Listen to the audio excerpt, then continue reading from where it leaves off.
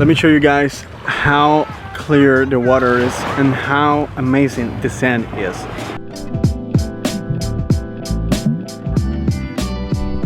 There's some things that you can do that we can't as locals.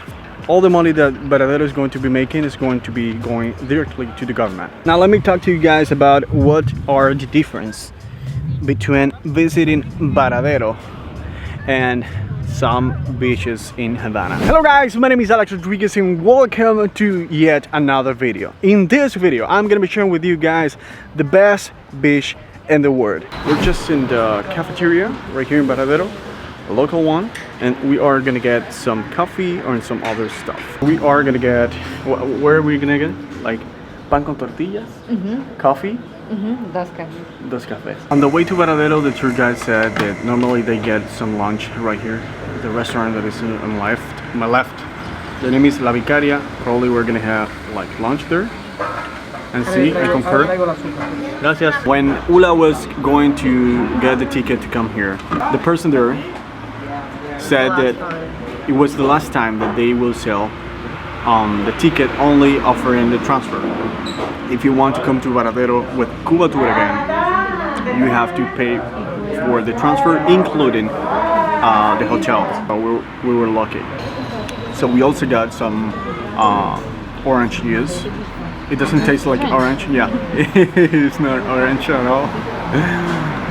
But I don't know. It tastes like mango with orange. It's like mixed, right? Guys, if you want to rent a house here in Varadero, prices changes a lot. I mean, you can find a place like for 40 bucks. I mean, right now it's going to be a little bit more expensive, I think. Or you can find a super house for 100, maybe 200. It really depends about your budget and the place where you want to stay in. The problem is that in Varadero, everything is so much more different than Havana or any other province that you can visit in Cuba. Because as I just said, is a touristic paradise. But yeah, you can always Google or find an Airbnb how much are the Airbnb in Varadero, and you're gonna see how contrasting it is, how amazing it is. Wonder how much it would cost buying a house in Varadero. I would say that probably more than $250,000 minimum.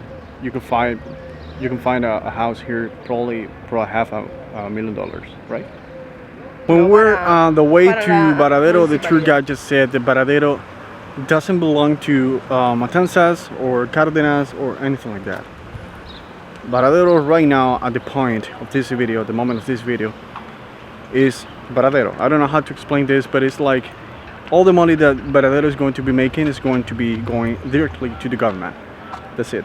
Actually, we were talking about selling and buying houses right here. Remember that I just said it is almost impossible because you can't. I mean, the government doesn't allow you to sell your house.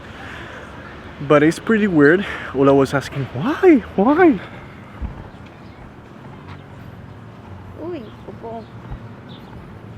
Wow. Wow, qué lindo todo. This is the real paradise. Actually, for so many people, this is the best beach in the world. Truth is that it has been on the top of the top of the top when it comes to beaches in the world. Welcome guys to Varadero.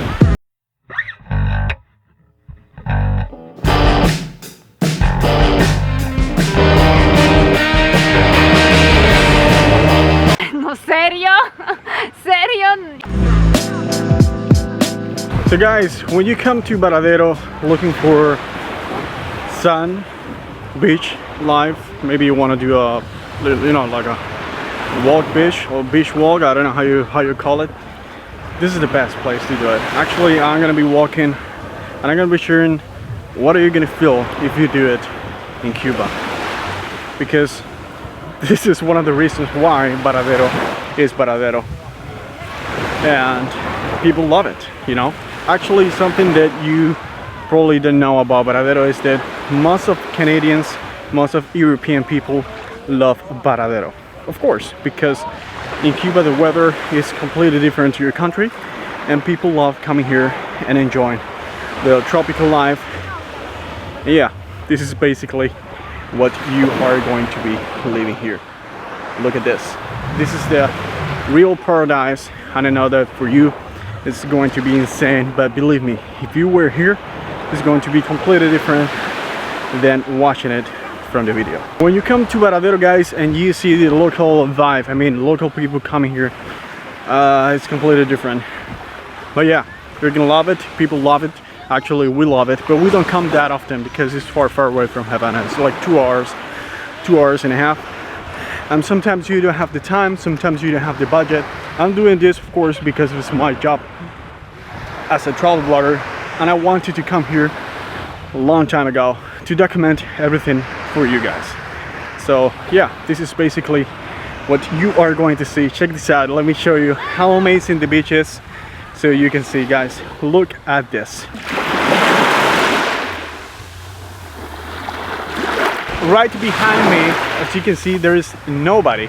I mean, it's pretty empty, but it is like this most of the times, unless you go to the typical places where people would go. For example, in the top of the island, Varadero is like 22 kilometers long. I mean, it's one of the largest like tropical resorts, something like that. I don't know how to explain myself. These holes over here is because we have cangrejos. So you got to be paying attention because you don't want to be bite by one of this. Look how many there are. Like one here, right there. Okay, so just in front of me we're seeing some tourists like nudes, and I mean on the top. Just coming in Cayo Largo. I mean, Cayo Largo is another Cuban beach that we have. It's a pretty famous one because of it. But in Varadero, sometimes you can see stuff like this. Varadero is not a nude beach at all, but sometimes you can see stuff like that. So yeah, if you want to do it, it's going to be completely okay. Let me know in the comments below, what do you think about the beach so far? Again, if you have visited Varadero before, because I know that so many of you guys are watching this video from Canada, from Europe, from the United States, and I know that you will love visiting Varadero. When I come to this place, I really enjoy, like, you know, seeing the blue of the sea, of the beach, having this vibe, feeling the wind, the peace that you're gonna feel by visiting a place like this. But yeah, Varadero is much more than a beach and much more than a touristic area. For locals, it's a little tricky, and we already talked about this and why, because it's expensive, blah blah blah. But yeah, there is a puppy coming here.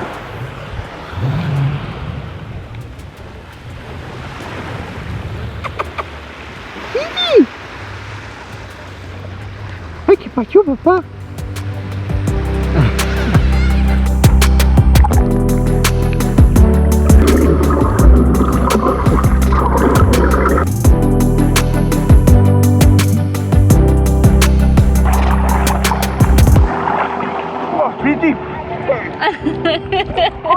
Guys, we're having a lot of fun here, which is insanely beautiful, this place.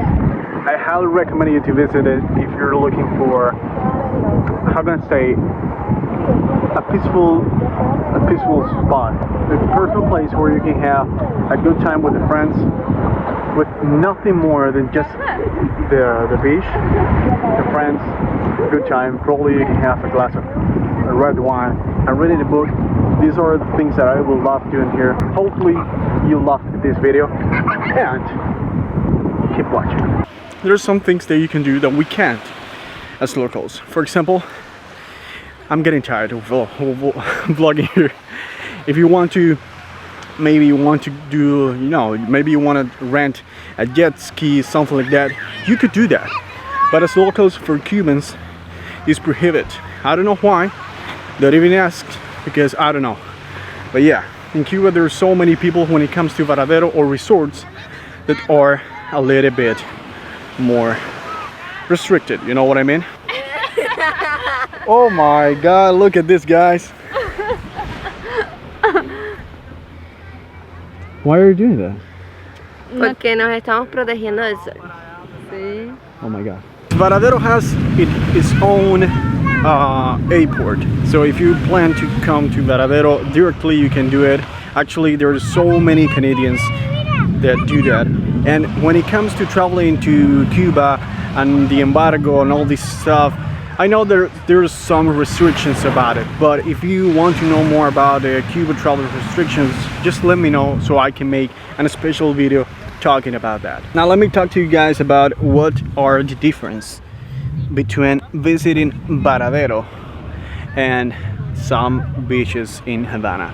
First of all, people. I mean, right here, as you can see, it's not that crowded, so you have like space enough to move. Beaches in Havana are going to be like so crowded, so dirty compared to Varadero. I'm not saying they're gonna be like super dirty, but Varadero is so clean, the water is so blue. I mean, the only difference are going to be like 2 hours and the prices. That's it. But if you can come. I mean, it's worth it 100%. Subscribe to the channel, guys, because it's one of the best ways that you have to support the channel. We're growing so fast, and that is because of you, because you are supporting this channel so much. If you want to become a member, that's going to be helping me even more, because we are going to be growing together, and you and I, we're going to be traveling to so many places that you cannot imagine. So yeah, enjoy the beach. I'm gonna do another beach walk. Let me show you guys how clear the water is and how amazing the sand is. Actually, it's white sand. It's not that white, it's a little bit more yellow, but I think you call this sand like white sand. Look at this.